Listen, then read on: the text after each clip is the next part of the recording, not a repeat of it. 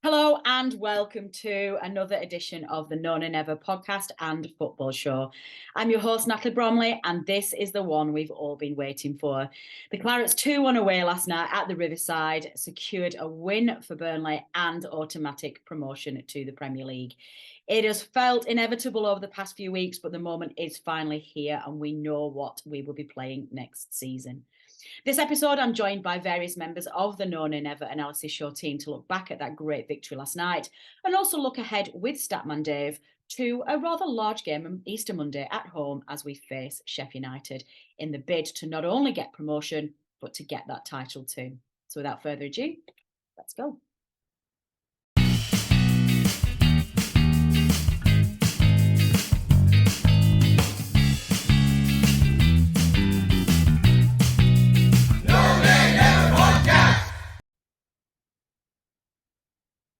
So let's jump straight into it here. We had this billed as being quite a difficult game. Middlesbrough very hot on the tails for most of the season of Sheffield United, trying to force themselves into second place. Sheffield United having a little bit of a wobble in the later stages of the season and definitely looked at one point like they might give up that automatic spot that they've been maintaining with us for most of the season.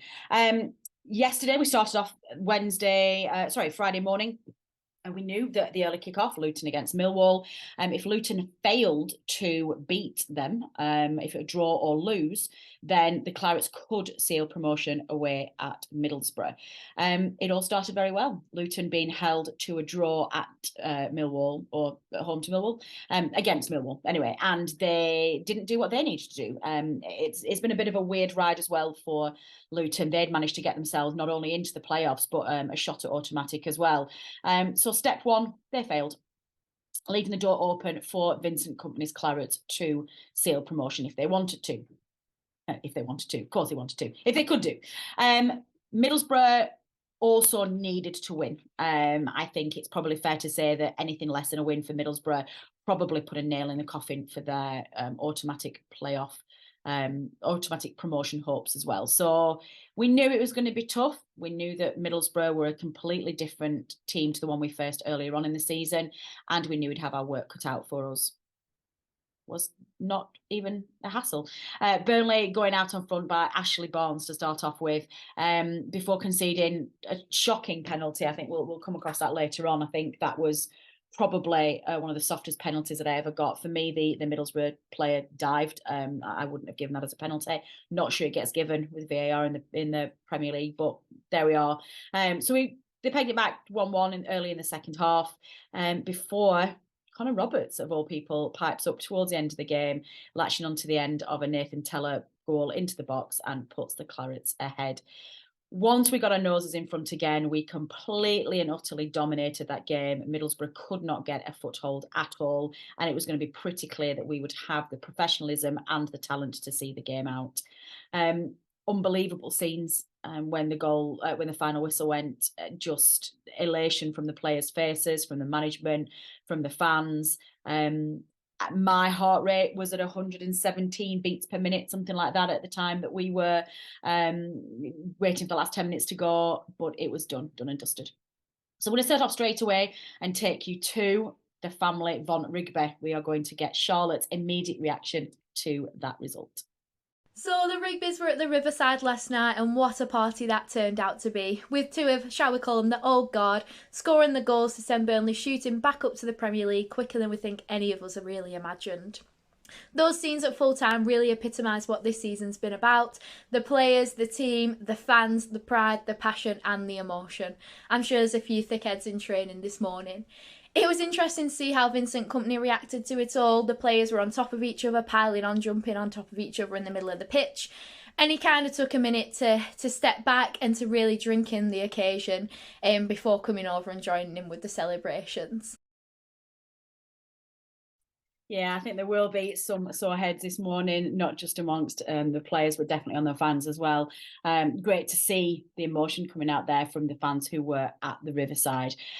But what about the game itself? How did the Clarets actually play? We said earlier on in the show that this was going to be a really tough fixture, and we expected Middlesbrough to put up a strong battle. They've clawed their way up the table and put themselves as genuine automatic promotion contenders for a very good reason.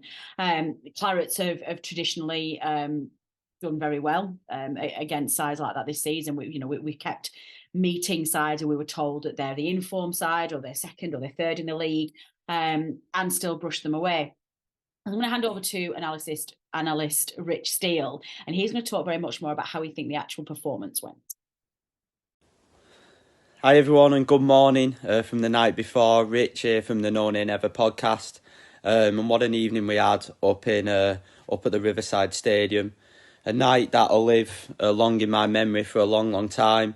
Felt very privileged and humbled to be one of the travelling supporters and to share special memories with the Clarets fans and with my family.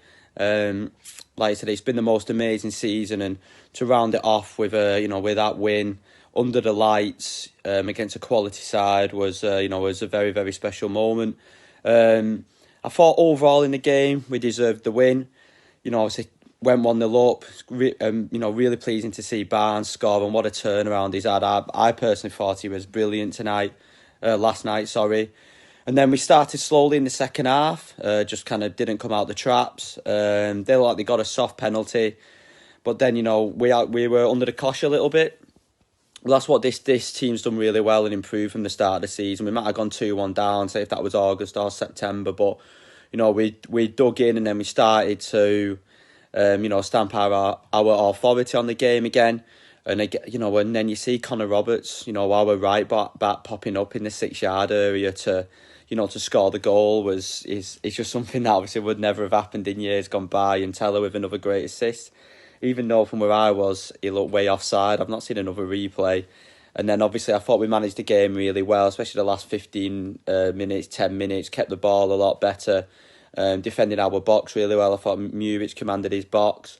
I thought Al Dakil grew into the game, and Bayer just was a colossus again. And just special mention to Brownhill and Cullen last night in that midfield. It was a real battle in there, and I thought them two were outstanding. People still question Josh Brownhill, and he lacks quality a little bit on the ball at times, but it makes me laugh when people question him because the shift, the intensity and his work rate, and he's breaking up of possessions and doing all the ugly stuff so well, especially against good sides is where it really counts.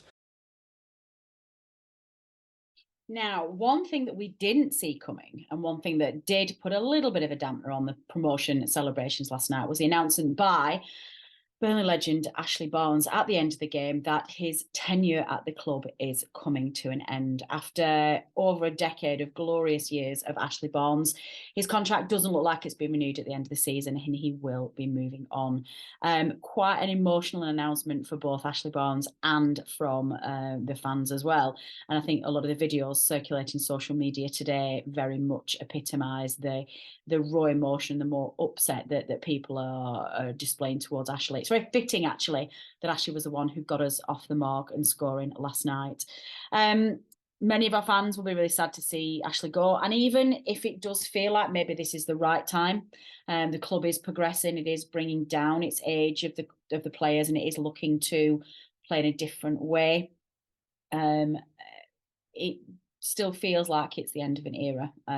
One of the old guard leaving the club. And Ashley Barnes has been an incredible servant to Burnley Football Club. Every single time the club has gone into a different division or it's gone into a different direction, everything that he has been asked of, he has delivered. And even this season, he may have not have scored the biggest amount of goals, but he's ended up turning a provider. He's been a great mentor for some of our young strikers and has been instrumental in the end in getting us over the line. A fellow analyst, Charlotte Rigby, is going to be one of the most devastated, I think, amongst the fans, being a massive Ashley Barnes fan. So let's head back to Charlotte and see how her reaction went to hearing that news. Ashley Barnes, so his post-match presser gives a bit of an indication why, but he seemed pretty emotional last night during those full-time celebrations, especially with the outpouring of love from the fans during that classic "Aye, aye, Ashley." It really showed how much he's meant to us over these last 10 or so years. He's seen us through the 3 promotions. He scored his 50th league goal last night. He's an ever-present in the team. He's a huge personality, and I can't help but think he's helped with some transitions for these new players this season to show him what it means to be Burnley, what it means to be part of this community. His indication that he may be leaving us at the end of the season, I will be absolutely gutted. I think we all understand there wasn't really much in the Premier League for him from a player point of view, but I was kind of hoping that he'd be able to come into the squad as maybe a coaching role. Maybe that's still in the works, who knows, but if not, we will obviously wish him the very best. He's got 7 games to go out there and go out with a bang for this team. He needs to put 3 past Blackburn to one up what he'd done earlier on in the season. And I think one of the things that Charlotte touched on there is actually what the future looks like for Burnley, and how the old players coming out and the new generation coming in will help progress this club and move us straight into the next generation and our Premier League years. Rich also touched on this in his post-match reaction. He also looked at Ashley Barnes as well. But I think he was very much reflective of where we thought we were going to be 12 months ago and where we've actually ended up. Just going to come on to the atmosphere after the game. Like I said, just truly special in there. You could see everybody's, just jubilation.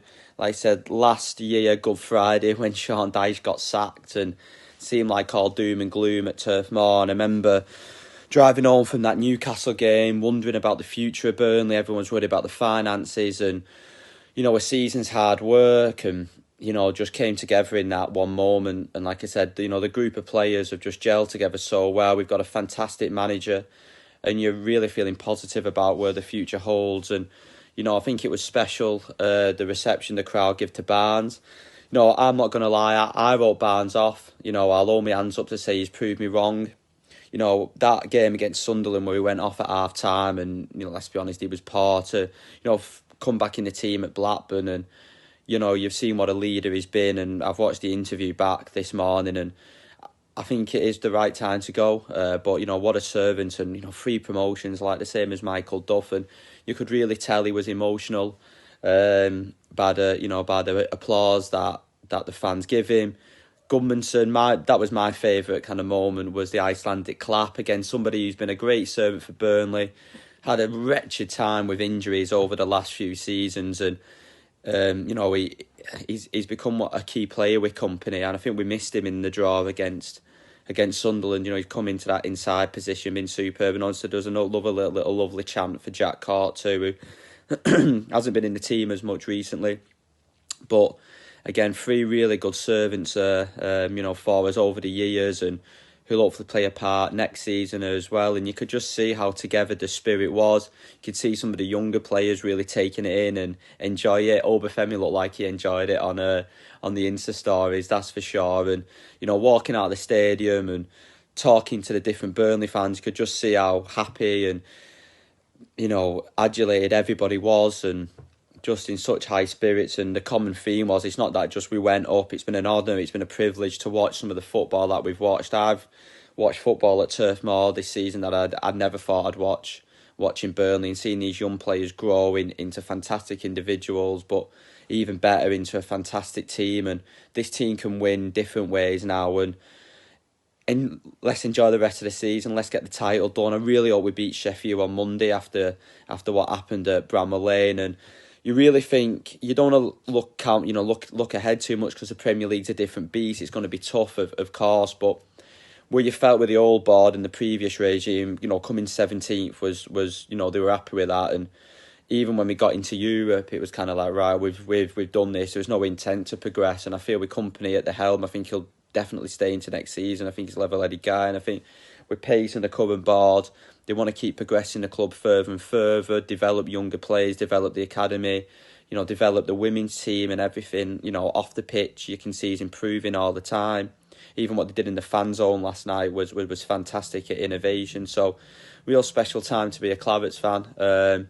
Really enjoy the Easter weekend now. I'm sure there's a few sore heads this morning too, but yeah, fantastic evening. Felt very humbled and honoured to be in that away crowd last night, and that's what we spend our money for when we travel up and down the country and we put up with the bad times, is for moments like that. And I feel very fortunate, after growing up, watching us struggle a little bit, to see Burnley get promoted 4 times to the Premier League is amazing. And kind of with each season we've got better and better, and hopefully we can get that 100 points and get close to that Reading total. But yeah, very happy this morning. Looking forward to a nice day today in the nice weather. So yeah, cheers Clarets fans, and enjoy your weekend. And another one of our panellists who will, of course, be feeling the shockwaves of the loss of Ashley Barnes is George Poole. We sent him off as well to give us his immediate reaction after that game and to reflect on not just the loss of Ashley Barnes, but just how well he performed last night as well. Good evening, folks. George Poole here from the No Nay Never podcast. You'll have to excuse the dishevelled look tonight. I'm just on my way back from the gym. If we're being kind, I guess you could call it the Grealish look, but I don't like to brag. So, reflecting on last night's game. Wow, 2-1 away at Middlesbrough, promotion confirmed. Our 4th promotion, unbelievably, in the last 14 years.